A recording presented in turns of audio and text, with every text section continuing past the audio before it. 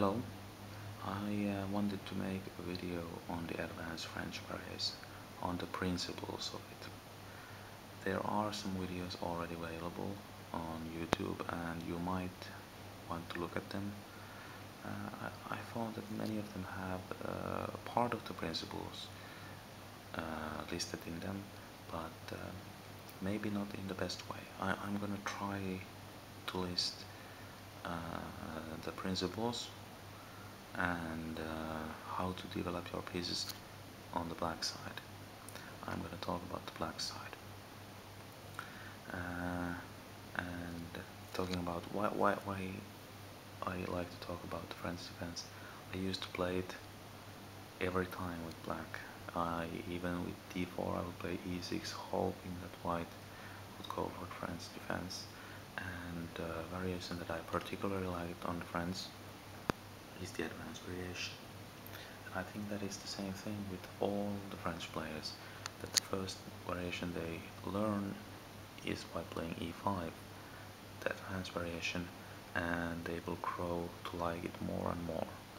And later on they will not learn to dislike the other variations and perhaps move out of the French or find variations to cope with the more difficult variations for black. I personally almost feel that e5 is a mistake from white. It is that good for black. Okay, I will make two moves forward for 1.5 move on both sides actually, because I think this is the basic setup that we want to look at. There are other moves to go forward, but c5 needs to be played on third move in my opinion, and white needs to answer with c3, otherwise d4 pawn is a gunner and that will benefit only black. Okay, now one thing to consider in every chess opening, in every chess position, is what is the center like. Well, this center, is it closed, is it open, is it semi-open, semi-closed? How do you call this position? This center is a dynamic center. Why is it dynamic? Here's the dynamics. Normally white does not want to open by taking to c5 because that will weaken his e5 pawn. Okay? And black doesn't want to take on d4 too early because he wants to keep this dynamic going, to keep this as an opportunity, because he knows that white is not going to take here, and you want to keep it as an option. And also if he would take here, white would capture back, he would gain the c3 square for the knight. Okay, so there's the dynamics. The other dynamics is of course black playing f6, then this dynamics steps into the scenery. So the center is not closed. Well, at the moment it looks closed, but it's not really closed. It's not certainly not open. It's dynamic. Many things can happen. Going for the black pieces, piece development. We will start with the knight. The knight on b8. That is the most simple piece. Most often of the time, 99.95% of the time you will play this knight to c6. Why? Because it attacks both d4 and e5, and that is the best square for the knight.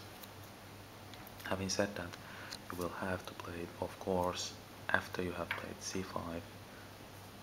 That is crystal clear for everyone, and you don't really have to worry about the pin on b5 because white normally does not want to lose his bishop on f1, his light square bishop, because that is a very good bishop for him, and typically he wants to use it on this diagonal from h7 to b1 to attack black's king, who supposedly normally goes castling kingside, but that might not always be the case. Okay, So the knight belongs typically to c6. Okay, this bishop on c8. This is the many times called bad French bishop. And in the advanced variation, there is one variation where you might consider playing queen b6, bishop d7, and exchange it off on bishop b5. I think King Crusher made a video about this. Well, not in this particular, but of a game where he mentioned this possibility. It is there. So that is one possibility. But then you can't play the knight out too early, of course. In my opinion, the bishop belongs to d7. You can keep it there until you find something more useful for it to do. Maybe it drops back to e8 and finds room on the king side through this diagonal e8 to h5 after the f pawn has of course moved. Maybe it finds life on the queen side. Who knows? I would say develop it to d7 and look. Now, having developed these pieces, it comes very clear that this rook on a8 typically belongs to c8 most often of times. I'm not saying that these moves have to be played before any other moves. I'm saying that after these pieces have been developed, you might consider that rook c8 at some point might be a good option. This c file, you can always open it at some point, and if you notice, white cannot open it. If white takes on c5, he won't open the c file, but if you take on c5, d4, you will open the c file. So you have this dynamic plus on your side. Okay, so that's for those pieces. What about the queen? Well, the queen has options. The typical position is b6, where it attacks both d4 and b2. Okay, that is the classical idea. Now I like to play to c7. Why?